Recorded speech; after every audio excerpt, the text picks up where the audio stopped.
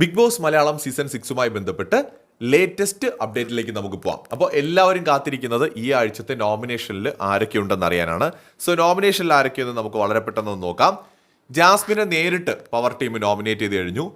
7 വോട്ടുകളുമായിട്ട് അൻസിബ, 7 വോട്ടുകളുമായിട്ട് ജിൻഡോ, 5 വോട്ടുകളുമായി ഗബ്രി, 4 വോട്ടുകളുമായി ഋഷി, 3 വോട്ടുകളുമായിട്ട് നോറ, 3 വോട്ടുകളുമായി അർജുൻ, അതുപോലെ 2 വോട്ടുകളുമായി സിജോ. ഇങ്ങനെ ടോട്ടല് 8 പേരാണ് ഈ ആഴ്ച നോമിനേഷനിൽ വന്നിരിക്കുന്നത്. ജാസ്മിൻ, അൻസിബ, അർജുൻ, ജിൻഡോ, ഗബ്രി, ഋഷി, നോറ, സിജോ.